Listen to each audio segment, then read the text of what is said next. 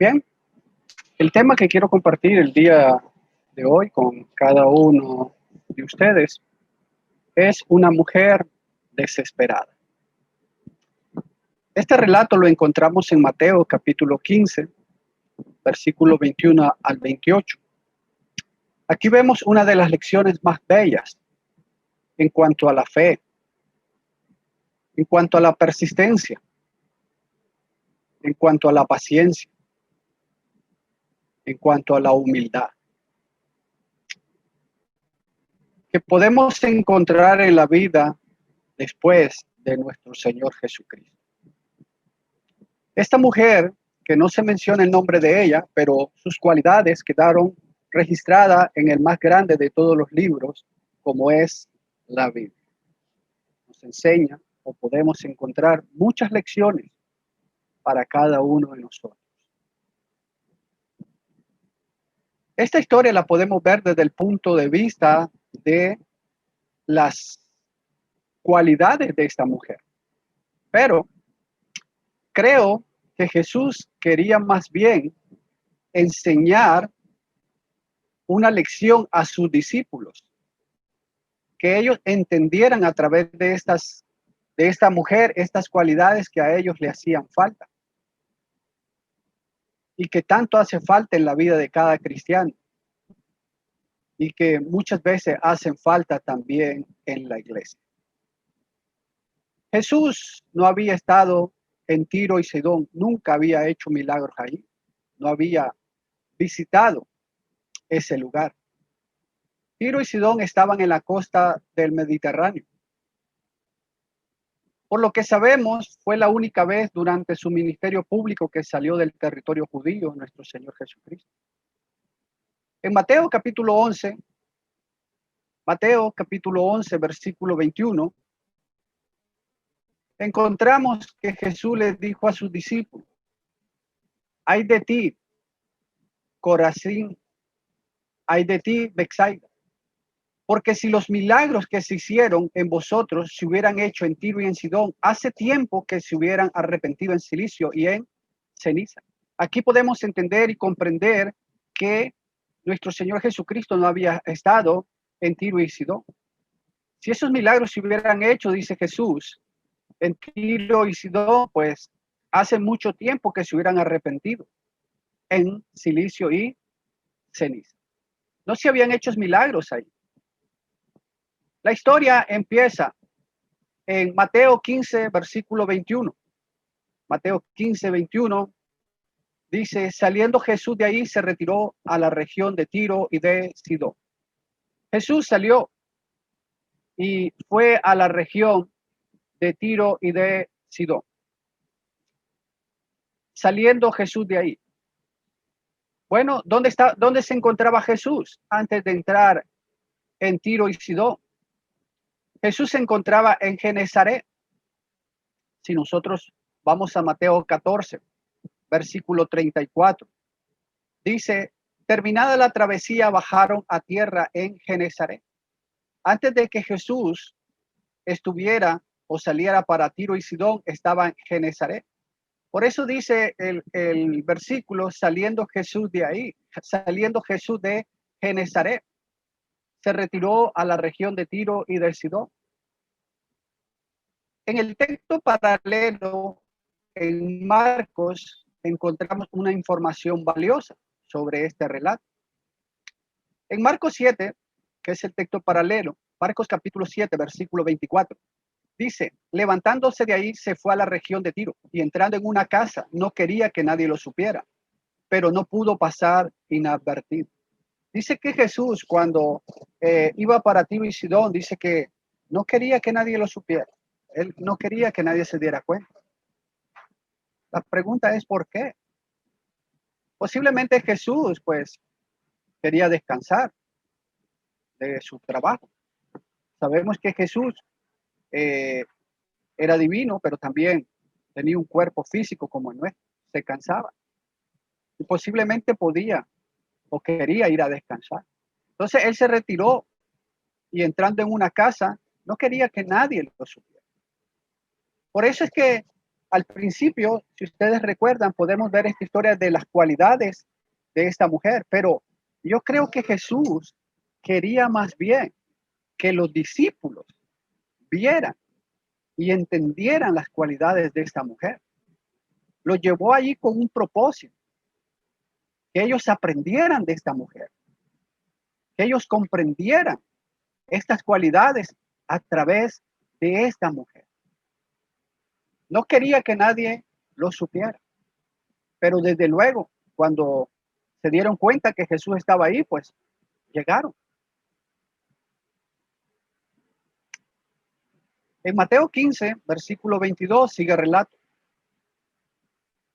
He aquí una mujer cananea que había salido de aquella comarca, comenzó a gritar diciendo: Señor, hijo de David, ten misericordia de mi hija. Mi hija está terriblemente endemoniada.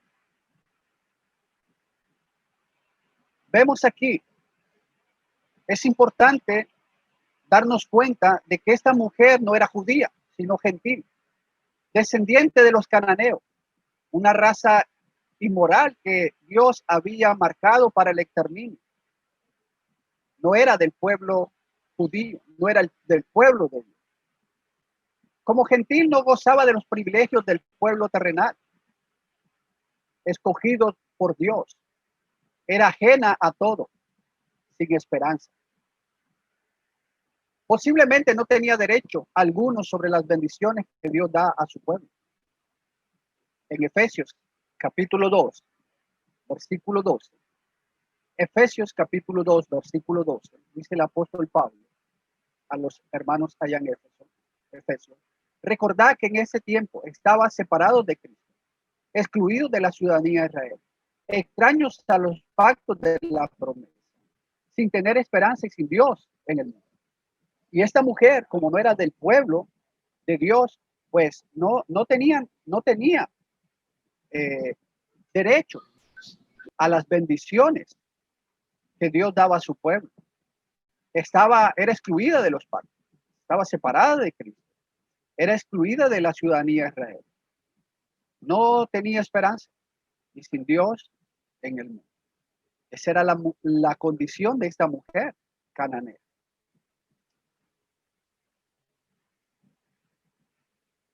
La desesperación de esta mujer comenzó a gritar. Gritos de dolor, de desesperación, de angustia. Comenzó a gritar por la enfermedad de su hijo. Estaba desesperada. Las enfermedades de nuestros hijos, los padres las sienten como de ellos. Cuando un hijo se enferma, pues los padres no quisieran que su hijo se enfermara. Es más, quisieran que esa enfermedad les diera a ellos, para que sus hijos no sintieran esas enfermedades. Esta mujer se dirigió a Jesús gritando, como alguien que pide socorro, con urgencia, desesperación, angustia. Tal vez nosotros hemos ido por la calle y vamos tranquilos, pero de repente oímos un grito y rápido damos la vuelta para ver qué pasa, porque no es tan común que alguien esté gritando, que alguien esté llorando desesperadamente. Les pone lo terrible del caso. Esta mujer les pone a Jesús lo terrible del caso. Dice: mi hija es gravemente atormentada por un demonio. ¿Qué es lo que tenía su hija? Bueno, un demonio la atormentaba. Recordemos que los demonios entraban en las personas y algunos hacían mucho daño. Y esta hija de esta mujer tiene un demonio y la atormentaba mucho. Y eso era un dolor para su madre. Por eso está desesperada. Por eso está gritando. Ella pide misericordia. No llega exigiendo nada porque no merece nada, hermano. Como no era del pueblo de Israel, no era del pueblo de Dios, ella no podía exigir nada. Ella está pidiendo misericordia a Jesús. ¿Cuántos de nosotros cuando oramos lo hacemos exigiendo a Dios? Como que Dios nos tiene que dar a fuerza. Vamos a Dios y, Señor, me tienes que dar esto o lo otro. No, no podemos exigir a Dios. Hebreos capítulo 4, versículo 16, dice el escritor a los hebreos. En Hebreos 4:16, dice el escritor: por tanto, acerquémonos con confianza al trono de la gracia para que recibamos misericordia y hallemos gracias para la ayuda oportuna. Debemos de acercarnos a Dios con confianza, pero debemos de hacerlo y pedir esa misericordia de Dios. No podemos exigir a Dios. No tiene otra cosa que pedir o apelar derechos, méritos o esfuerzos esta mujer, porque no era del pueblo de Dios. Era extraño a ellos. No como el fariseo, que creía que tenía méritos por ayunar, diezmar y hacer muchas cosas. En Lucas capítulo 18, versículo 11 y 12, dice la escritura: el fariseo puesto en pie oraba para sí de esta manera: Dios, te doy gracias porque no soy como los demás hombres, estafadores, injustos, adúlteros, ni aún como este recaudador de impuestos. Versículo 12 dice: yo ayuno 2 veces por semana, doy el diezmo de todo lo que gano. Este fariseo creía que por lo que él hacía, él tenía méritos para llegar y orar a Dios. Este fariseo pensaba que solo él era justo. No había nadie más justo que él. Y por eso Dios lo tenía que escuchar y por eso Dios le tenía que bendecir. No es así. Debemos ser como recaudador de impuestos. Todo lo contrario a este fariseo, el recaudador de impuestos. Mateo capítulo 18, versículo 13 y 14. Dice la escritura: pero el recaudador de impuestos, de pie y a cierta distancia, no quería ni siquiera alzar los ojos al cielo, sino que se golpeaba el pecho diciendo: Dios, ten piedad de mí, pecador. Ese recaudador de impuestos no quería ni levantar su vista, porque él creía que con levantar la vista ofendía a Dios y no quería levantar su vista. Y dijo: Dios, ten piedad de mí, que soy pecador. Versículo 14.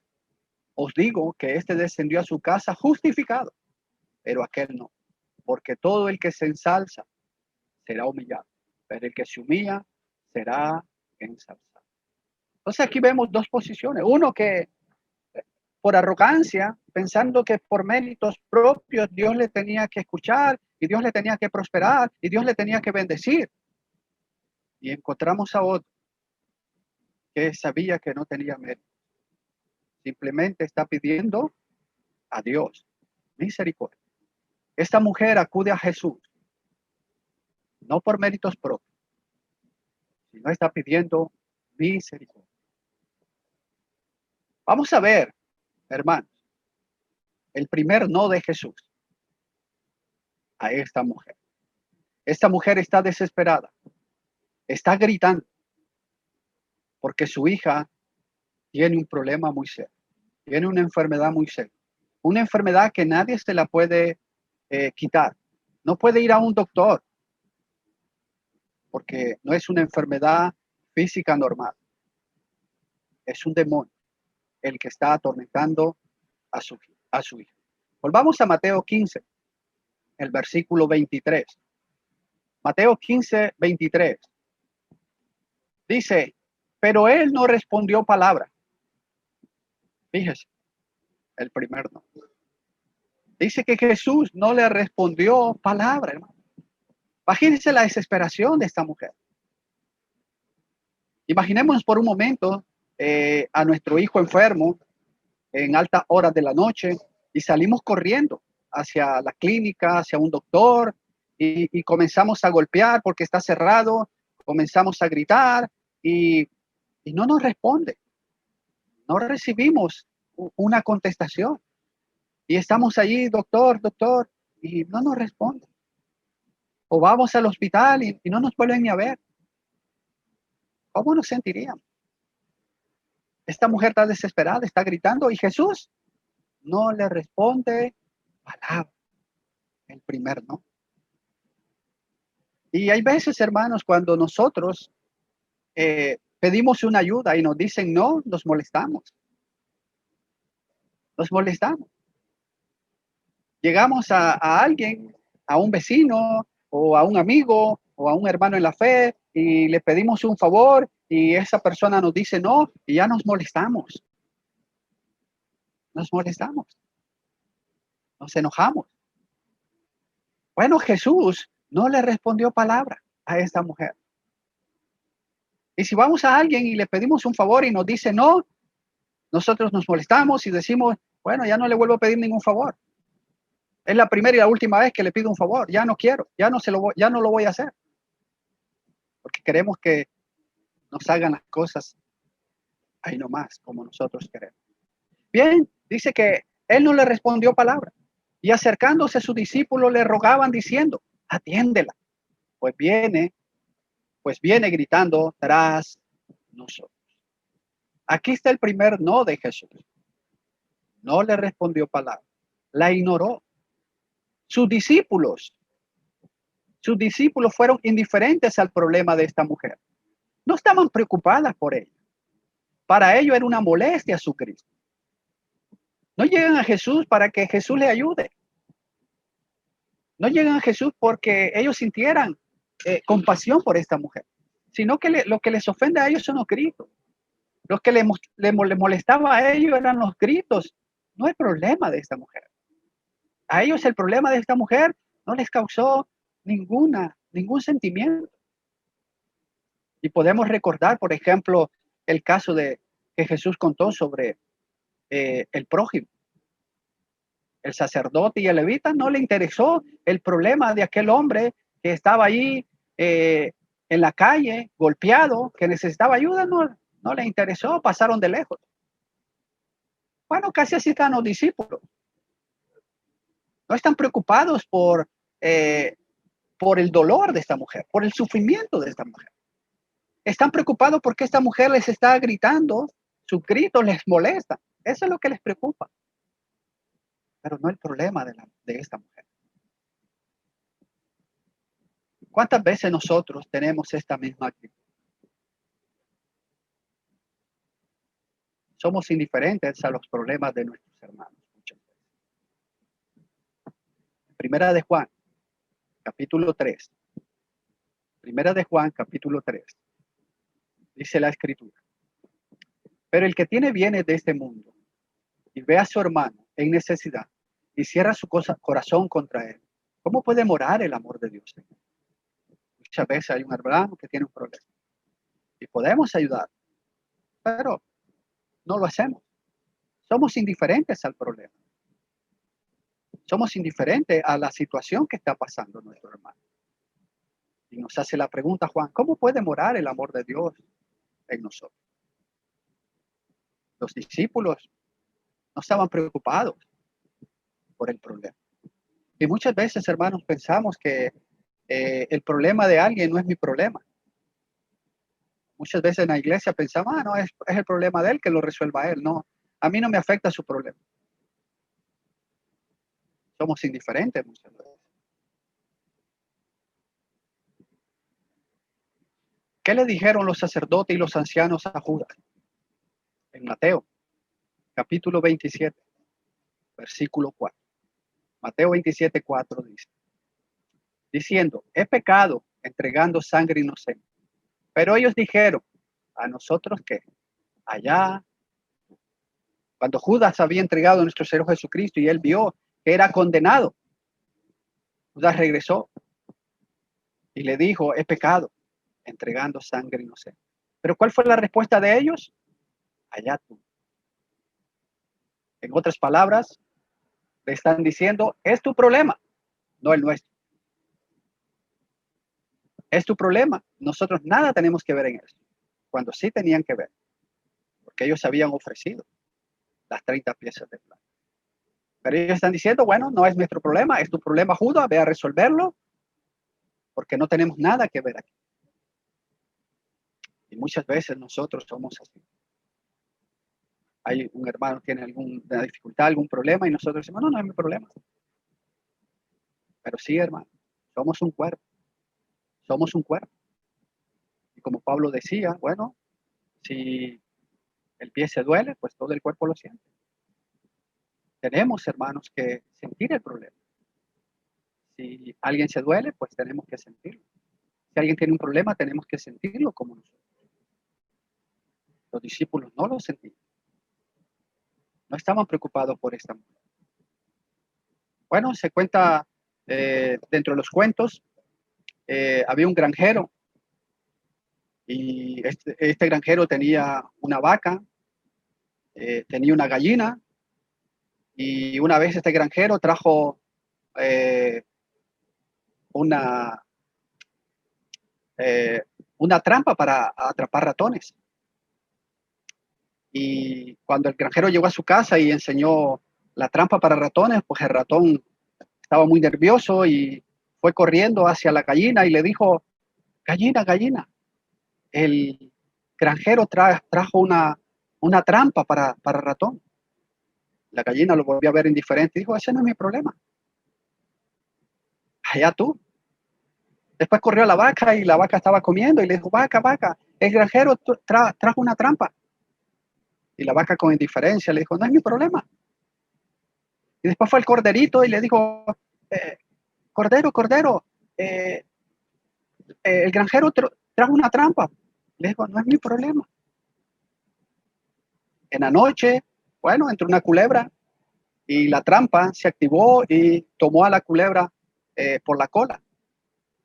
La esposa de él bajó en la oscuridad, no se dio cuenta y la culebra la mordió y el veneno la enfermó.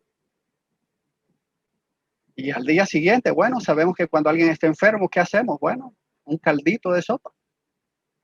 Y fue y mató a la gallina.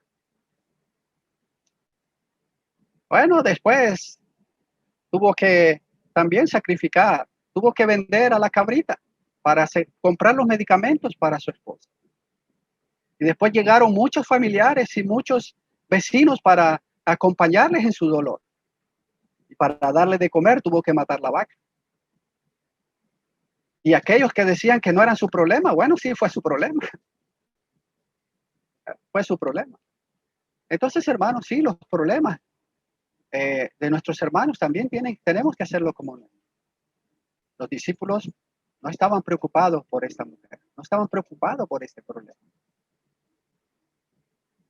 El segundo no de Jesús. Ya con el primer no, hermano, nosotros nos molestamos. Si alguien nos dice no, ya nos molestamos. En Mateo 15, 24. Y respondiendo él dijo, no he sido enviado sino a las ovejas perdidas de Israel. Imagínense, primero, hermano, no le da importancia. La mujer está gritando y Jesús ni la vuelve a ver. No le responde palabra. Y cuando vuelve a verla y le responde palabra, dice, no he sido enviado a las ovejas perdidas de Israel. Cuando llegó a responderlo, no lo hizo positivamente para esta mujer. Jesús le recuerda que él había venido. Su misión era las ovejas perdidas de Israel, al pueblo de Dios. Y ella no era del pueblo de Dios. Por eso no le podía ayudar. Imaginémonos que lleguemos al doctor y nos diga, no, no, ahorita no te puedo ayudar, ya es muy noche, yo tengo que descansar. Ve a buscar otro lugar. ¿Cómo estaríamos nosotros? Con el primer no era suficiente para que esta mujer se retirara, decepcionada, abatida. Ya con este segundo no era para que esta mujer perdiera toda esperanza de ayuda por parte de Jesús. Pero esta mujer, en vez de irse decepcionada, abatida, siguió luchando. Tomó más fuerza, convicción y determinación. En Mateo 15, versículo 25, dice, pero acercándose ella, se postró ante él diciendo, Señor, socórreme. En vez de esta mujer dar la vuelta, porque ya era un segundo no. con un no, nosotros nos vamos decepcionados de cualquier persona y nos vamos molestos y vamos diciendo, no le vuelvo a molestar, no le vuelvo a pedir ningún favor. Esta mujer no. Esta mujer, en vez de alejarse, se acercó más. Se acercó, se postró ante él diciendo, socórreme, hermano. Esta mujer vence otra vez este obstáculo. Se postró en señal de reverencia, de oración, de adoración, de humildad. Llega a los pies de Jesús. Debemos postrarnos bajo la mano poderosa de Dios, hermano. En primera de Pedro, capítulo 5, versículo 6, dice el apóstol Pedro. Primera de Pedro 5, 6. Humillaos pues bajo la mano poderosa de Dios para que él os exalte a su debido tiempo. Esta mujer se humilló bajo esa poderosa mano sin saberlo y lo hizo.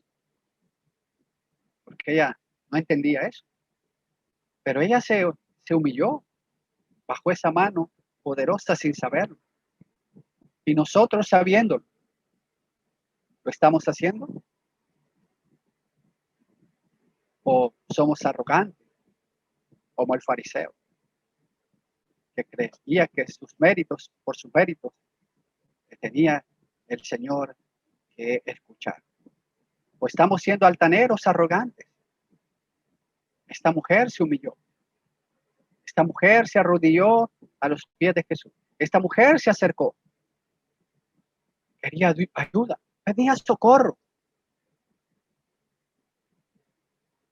El tercer no de Jesús. En Mateo 15, 26. Dice, y él respondió y dijo, no está bien tomar el pan de los hijos y echarlo a los perros. Aquí encontramos el tercer no de Jesús. Y más rotundo, hermano. El primer no, no le respondió. El segundo no, le dijo, no te puedo dar las bendiciones. No eres del pueblo de Israel. Y ahora Jesús le dice, no está bien tomar el pan de los hijos y echarlo a los perros. Para sondear y enseñar a sus discípulos más profundamente la realidad de su fe, Jesús le dijo que no estaba bien de su parte tomar de la comida de los hijos judíos para echarlo a los perrillos gentiles. Si esto nos suena duro a nosotros, deberíamos recordar esto. Lo mismo que el bisturí del cirujano no tiene la intención de dañar, sino de curar. Sabemos que cuando se nos hace una operación, pues el bisturí va a hacer un poco de daño. No con la intención de dañar, sino de ayudar. Ella era gentil. Los judíos consideraban a los gentiles como perros basureros, vagando por las calles buscando residuos de comida. Sin embargo, Jesús empleó aquí la palabra que se emplea para perrillos domésticos. No es como Jesús no lo está haciendo de una manera tan despectiva como los judíos lo hacían. No, Jesús está usando la palabra de perrillo doméstico en su casa. Más de una persona con esta prueba tan fuerte se habría hundido en el silencio o habría estallado en lamentos. Esta mujer podría haber dicho, más me hubiera valido haberme quedado en mi casa. No solo no me hace caso, sino que me llama perro. Este es el Hijo de Dios. Este es el Hijo de David. El que tiene tanta fama de ser amable y tierno y compasivo. Imaginémonos, hermano. Hay veces nosotros nos hacemos una imagen de alguien. Y cuando nos encontramos con todo lo contrario, pues nos decepcionamos. Imaginémonos esta mujer, la perspectiva que tenía de Jesús. Y Jesús con estos tres no. Podría haber cambiado la perspectiva que esta mujer tenía. Pero no lo hizo. No soy un perro. Soy una mujer honesta y desesperada. Ella insistió una y otra vez. Cuando mayor sea la angustia que sentimos en nuestra propia carne, tanto mayor debe ser la insistencia con que hemos de suplicar que el Señor nos ayude. Acercarnos más a Dios. Confiar más en Dios para que Él nos pueda ayudar. Jesús no está siendo ofensivo con esta mujer. No, para nada. Jesús no está siendo ofensivo con esta mujer. Él está usando la lógica común, como cualquiera de nosotros, hermano. Por mucho que usted ame a su mascota,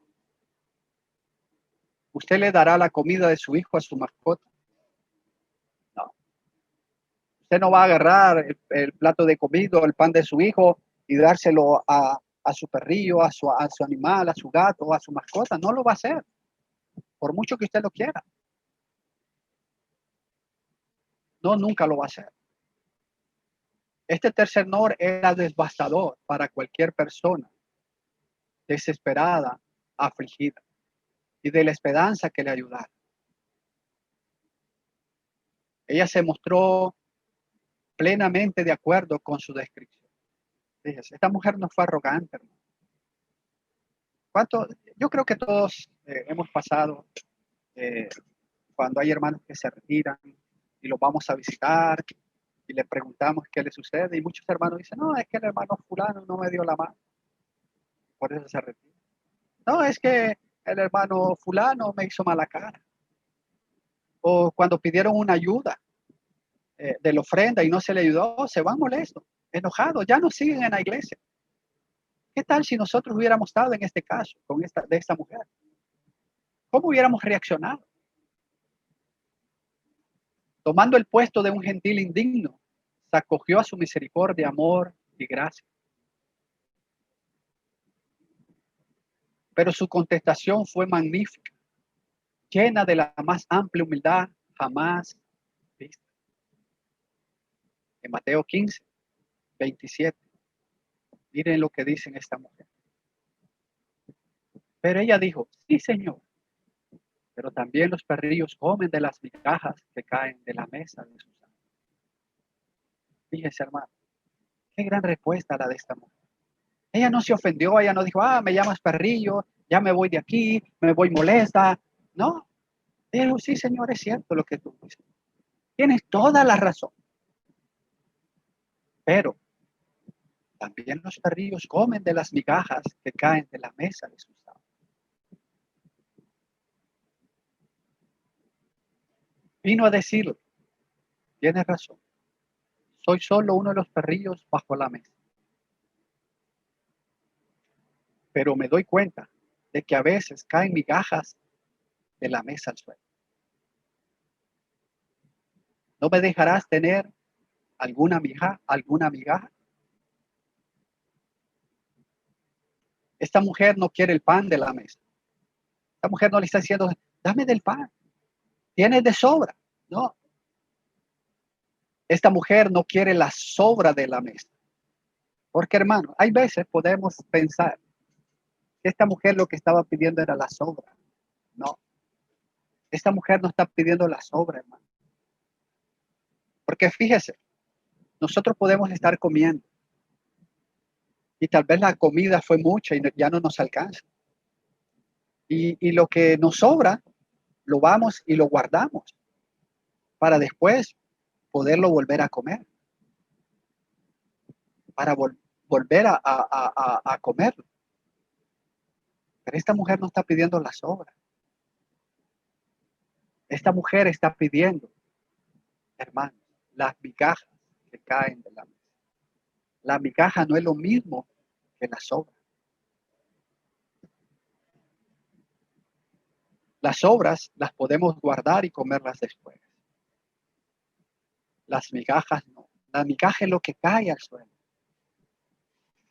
Fíjese, y tal vez a ustedes les ha pasado.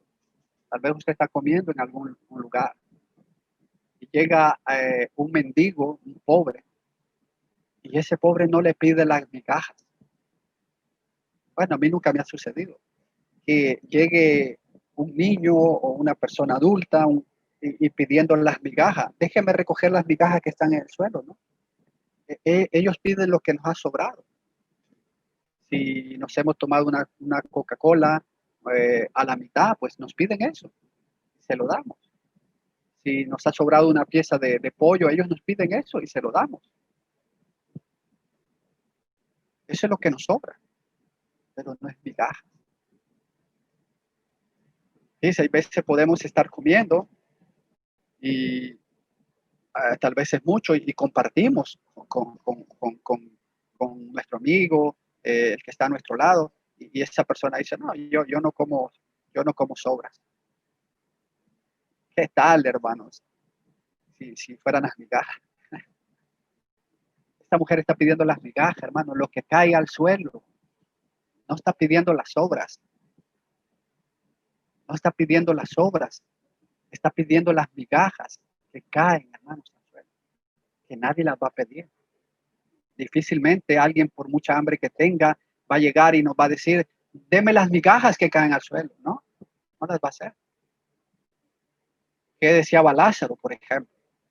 En Lucas capítulo 16, versículo 20 y 21, dice el relato.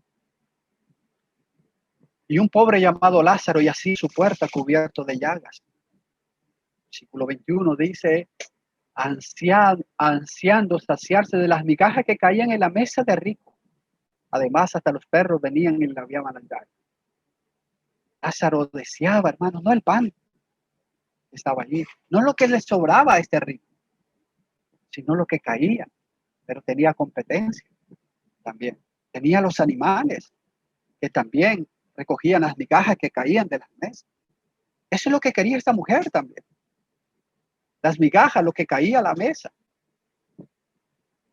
lo comen los animales. Pero esta mujer quería eso. ¿Nos conformamos con las migajas? ¿Quisiéramos las migajas? ¿Cuántos se van de la iglesia porque según no los saludaron, no le dieron la mano, se fueron molestos y no quieren regresar a la iglesia? ¿Cuántos se van de la iglesia porque no las ayudaron con ofrenda?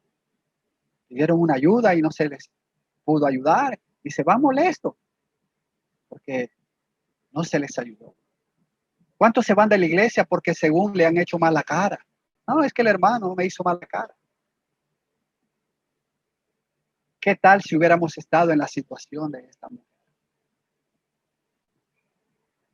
La aceptación de Jesús, de la fe de esta mujer. En Mateo, volvamos a Mateo capítulo 15, versículo 28. Dijo Jesús.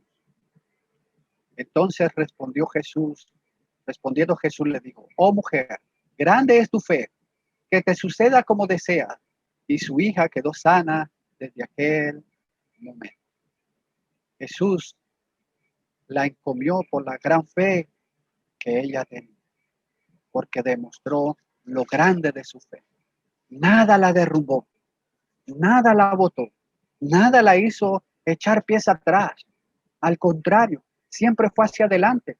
Obstáculo que se le ponía, ella lo vencía. Siempre fue adelante con determinación. No la doblegaron. Mientras que los hijos incrédulos no tenían hambre de aquel pan. Aquí había un perrillo que reconocía su condición y que clamaba por este pan. Los judíos que tenían el pan, tenían las bendiciones de Dios, no los quisieron. Esta mujer se conformaba con las migajas de ese pan. La fe fue recompensada. Su hija quedó sana desde aquel mismo momento por la fe de esta mujer, por su gran fe. Su hija se sanó. Imaginemos por un momento si esta mujer al primer no de Jesús se hubiera retirado. Nunca hubiera hallado sanación para su hija. Esta mujer insistió, persistió, constancia y logró triunfar. Cristo quiere que primero nos humillemos para que Él nos pueda exaltar. En Mateo capítulo 23, versículo 12, dijo Jesús, y cualquiera que se ensalce será humillado, y cualquiera que se humille será ensalzado. Bueno, queremos ser ensalzados en aquel día, tenemos que humillar. Esta mujer fue humillada primeramente. No le respondieron palabra. Le dijeron, no eres del pueblo de Dios. No está bien dar el pan de los hijos a los perrillos. Fue humillada, pero después fue ensalzada. Grande es tu fe, le dijo Jesús. ¿Quiere ser exaltado usted? ¿Quiero ser exaltado yo? Bueno, tengo que primero humillar. Esta mujer primeramente fue humillada y después fue exaltada.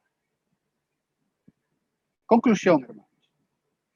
Imitemos a esta mujer en su paciencia, su humildad, su persistencia, su constancia,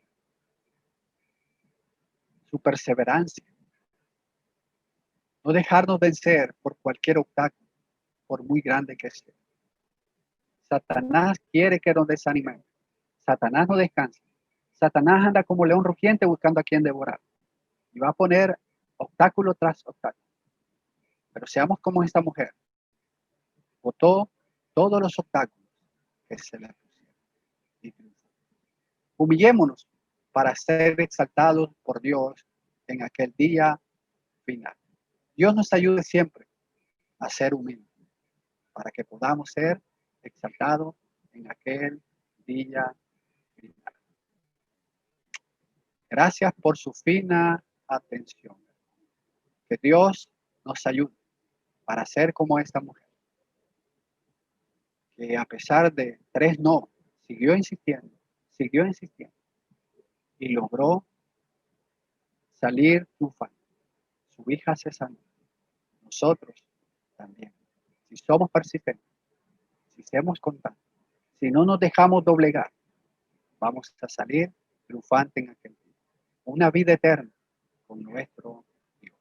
Que el Señor nos bendiga.